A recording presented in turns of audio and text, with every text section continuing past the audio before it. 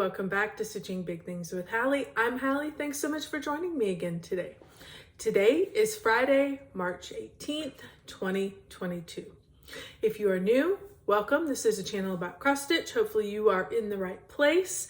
And if you are a returning viewer, hi guys, thank you so much for stopping back in and checking on my progress this week. I first want to start by doing a little follow-up to a topic I talked about last week. Last week I talked about, I showed my the ornament snowman that I am stitching color completing cross country by color. And I had talked a little bit about remembering where you started when you started the project. So I wanted to just talk a little bit longer about it because I also had a wonderful comment that I wanted to make sure gets mentioned on here. But I just wanted I made a little visual because hopefully I want to make sure that everybody completely understands exactly what I'm saying. This is, I apologize for my lack of art. I'm not an artist, but I wanted to give you a grid. This is a 10 by 10 grid, just like I use the Easy Grid fabric. Now on my fabric, the gray lines, the green lines are the gray lines. Mine actually cover I've seen it two ways. I've seen where it's a small line and it goes across the top, or I've seen it where it's a thicker line and it actually covers the whole space. For visual purposes, I'm covering the whole space. So the topic I was trying to discuss was when you start your project, you can start in a variety of places. You can start up here on the top line, up here in the corner, and that will be your 1. This will be your 1. So 1, 2, 3, 4, 5, 6, 7, 8, 9, 10 would be right above the next line. So your next line is going to be stitch 11. That's great. You can do that. You could also start here on the 1 stitch off the line. And so when you finish, you'll be at 10. Either way. So you could do, 10, 20, 30, doesn't matter. What matters is where you start, where that first stitch happens. Also, it's the same way going right to left. If you start here, and this first one, number 10, is going to be off the grid. If you want to end on the grid every time, you need to start the first one off the grid. So it doesn't matter. You really could start here, you could start here, you could start here, or you could start here. Doesn't matter. They're all equally acceptable, great, wonderful. What I was trying to say is you have to remember where number 1 stitch is, because when you jump, you stitch up here and then you're going to jump way down here. You want to remember where you're counting and where you start counting from. And that's where I got off. I was 1 stitch off because when I started counting, I didn't start on the top line. I started on this line. And so it was a small section, but when you're jumping around, you have to remember which way you start. Now the comment that came in that I thought was wonderful, and I wanted to make sure got shared with you guys, came from Karen over at the Needlebug. And she does a lot of full coverage. She's a wonderful stitcher. And her expert advice, which I wholeheartedly endorse, is whatever you do, stick with it from project to project to project. I agree, because if you start changing and doing it differently, you're going to forget on your project. Now, if you stitch full coverage diagonal like she does, it doesn't matter. She's stitching very uniformly. She's not jumping around. She's just going with the pattern. And it doesn't matter whether 1 is up here or 1 is down here or 1, it doesn't matter. So it's less important in her situation. In my situation where you're doing cross country by color, it's very important. And so if you're going to try that, just keep that in mind. And whatever you normally do on most of your full coverage stitches, make sure that you do that consistently between each one. It'll just make your life so much simpler, and you won't ever run into the problem that I ran into a few weeks ago that brought the frog to my house. Just so you know, not that anybody cares, for me, I like to start right up here. Number 1 is on the gray line, and number 10 is off the gray line. Just the way I do it. Take it for a grain of salt. Do what you want to do, but make sure you're consistent with what you do. So, okay. So after that, thank you, Karen, so much for giving that wonderful input. And I hope you don't mind if I shouted you out and talked about that, because not everybody reads all the comments. And I thought that was a really, really important tidbit that needed to be added into that conversation. So let's get to the stitching. Just so you guys know, we are on spring break here at my house. So my high schoolers are. My junior is down with his girlfriend's family down in Padre Island. I have 1 kid at home this week. My other 2 that are in college, they were on spring break last week. So there was lots of stitching that's been happening this week. We've not gone and done very much. We've just kind of hung out at home. My husband took the week off. We've just relaxed, had a nice, easy schedule, enjoyed my 1 kid. He loves to get onto his own schedule, and on vacations, I don't care. Sleep till whenever, go to bed whenever. He's 13 years old. He can take care of himself. The one thing we do is we make sure he eats 1 meal a day with us, so he still keeps his nutrition up. Past that, we're all enjoying our break from the schedule and from even in some cases from each other. So, but let's get to the stitching. So, first up on the board is Cookie Fairy, which is pretty typical. I am working over here in this area. If you are new to this project, I'm basically starting at the top, grabbing a color, finishing it, working it all the way down. So I've got a few more brick colors here, and then we'll be ready to tackle the swoosh and the candlesticks, and then we'll be ready to change the Q-snap, you guys. I've already been starting to think, do I want to go down? Am I going to go back over here and start and work my way back across?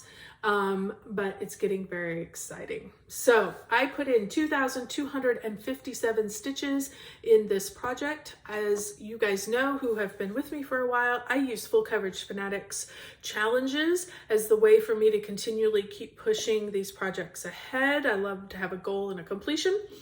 And there, I use the Whips and Wonders. Basically, for every wonder, you stitch 5,000 stitches, you complete that, and then you assign it to another wonder. I am 327 stitches away from completing my 3rd wonder on this particular project. And according to Pattern Keeper, I'm at 55%. So I am stitching this on 25 count, easy grid fabric, 1/1. So, okay. Then I pulled out my other full coverage so I could get some stitches into this one, also to finish a wonder. This is Red Maple Fairy. I will sometimes refer to it as Autumn Fairy by Jasmine Beckett Griffith, also from Hade. And I was able to get 2,384 stitches. Sorry, I keep looking at my notes. That's why I keep looking down. 2,384 stitches completed on this. I did quite a bit more over here. I'm trying to start to move around because I am starting to see a few lines, and I know those are tension lines, and so I'm starting to go at different angles and kind of move around so that I can hopefully avoid that in this big section. It's all going to be the same color. The other thing I worked on really hard was I completed all of this lighter part of her hair where the light is hitting. So that's all completed and stitched. Now I'm able to start working on, these are leaves. And so they're going to be reds, and the little bit of the final part of the stem on the leaf that's in her hair. So that's what I have been working on this week. I think I told you 2,384 stitches. This is 32% complete. I am stitching this on 20 count easy grid. This one is being stitched 2/1. So on 20 count. And I just got started. I only got, what I got stitched in was the start of the next whip. So whip and wonder goal. So I've still got 2,700 stitches to add before I get that next goal completed. So full coverage fanatics is what I'm using for my full coverage projects. For my non-full coverage projects, to keep pushing things ahead, I am using WhipGo this year. I did make my WhipGo board just a little bit different than normal. And so if this is the first time you're joining me and haven't heard this, let me explain. I basically put all goals on there. So no projects were listed. I can basically look at the goal and then go to my list of non-full coverage projects. What is calling to me? I can use that as my, or what's going to get me closest to a finish. I'm getting really close in this one, so I can use that. So it allows me a lot more flexibility. And so far, it seems to be working well. So I had 2 calls for March. We had 3,000 stitches as one goal and 1,500 stitches. They're not all in stitches. Some of them are in hours. Some of them are in days. I also had a new start, which I've already completed in February. I've got a finish on there that has not been called yet. So I've got a few things, a variety of things, a variety of goals on that WhipGo board. So I decided to go with Prairie Moon. Thine is the trick and the treat. And I decided to use that for the 3,000 stitches. So, and here is where I ended up. And you guys, it was in the Q-snap like this. I had no idea that I am a page away from a completion on this. Maybe just a little more than a page. No idea. I am so excited. So let's talk briefly about what I have added in since the last time you saw it. Last week I had, did I have the crow? I think I had the crow. I had the star, I had all this. Maybe I didn't have the crow. I can't remember. Anyway, regardless, the crow's in there now. I had this little guy. So I went and added the mice, the stars. This is going to be a spider web. It's got some long stitches in it, so I didn't want to put those in. I'll put those in at the end. I came over, added the shoes, and then I came up and did this big motif, which was really super fun. So since the last time you saw this, which was last video, which was 2 weeks ago, I was able to get 2,164 stitches into that, which completed my 3,000 goal. So I had a few days of stitching on it before, but anyway, I am stitching this on 28 count gladiolus from Fortnite Fabrics. The problem with this, you get a little color there, a little view of it. It is orange and it's got these very light white blotches. It really is the orange. It's really hard to show on here, but it really is the color of a dreamsicle with the orange and then these little bits of white on the inside. You know, when you would take a bite and you'd see a little bit of white.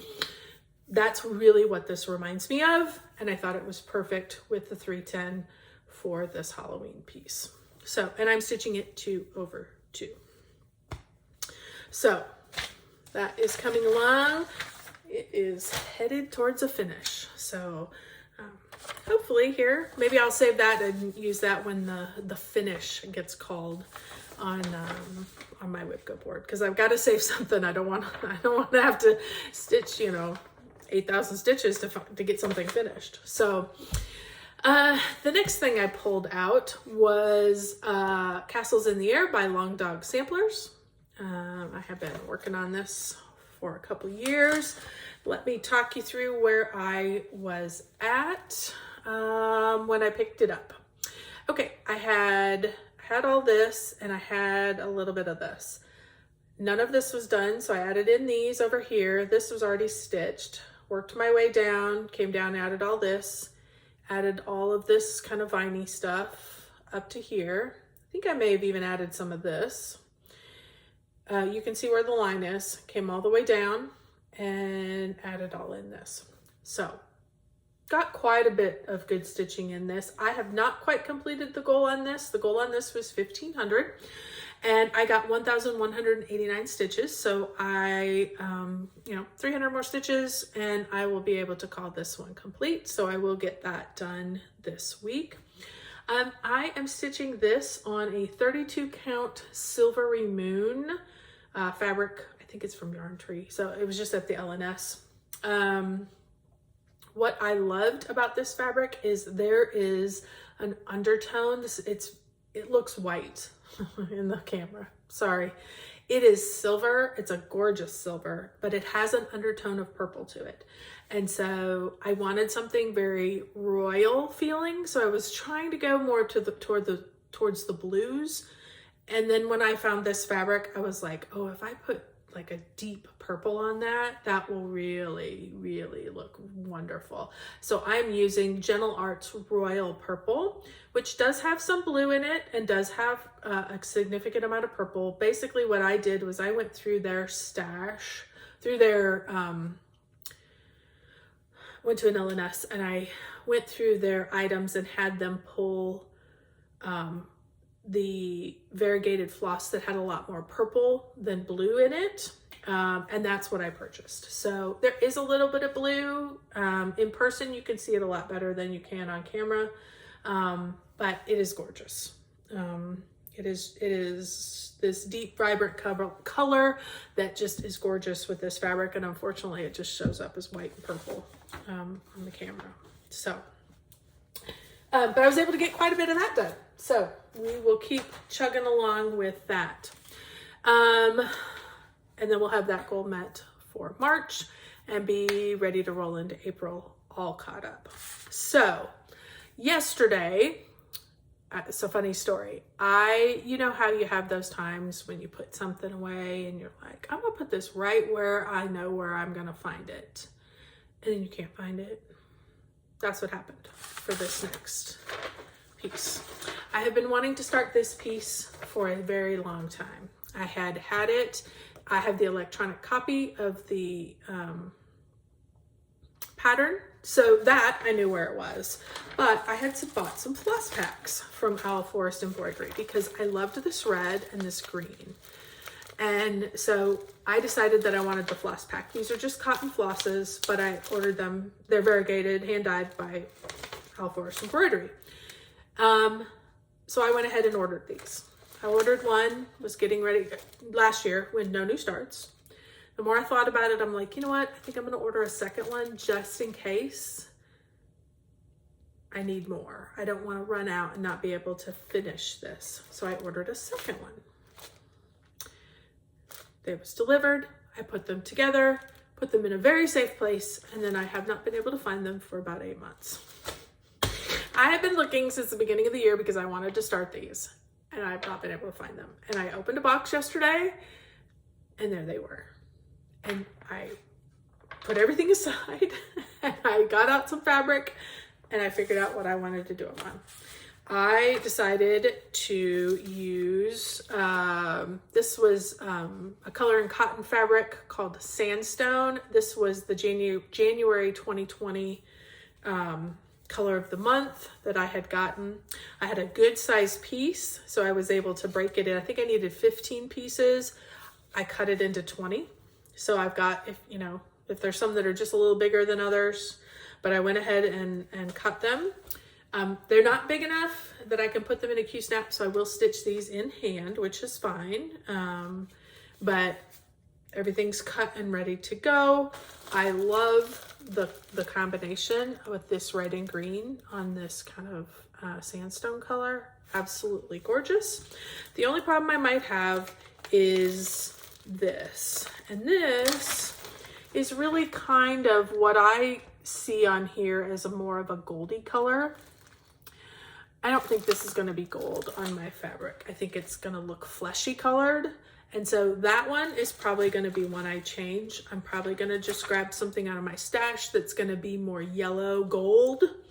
But we'll get there.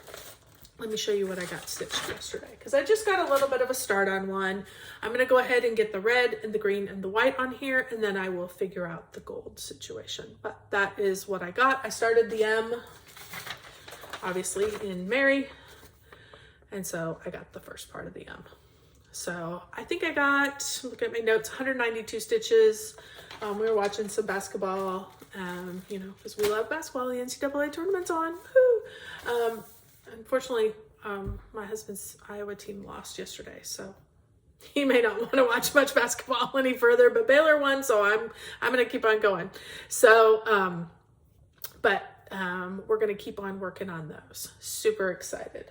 I do know someone who has stitched these, and she finished them like this, and she hung them like this. It's She Cave Stitcher on Instagram.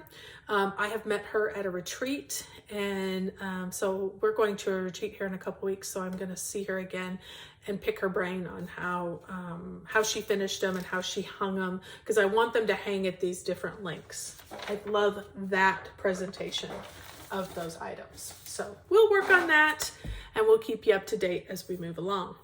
Once I started that, I was like, well, I feel like I want another start too, because I saw something that I had in my stash and it's been calling to me, and I saw someone do it, and it was gorgeous, gorgeous. So I started another full coverage project. I know, so bad.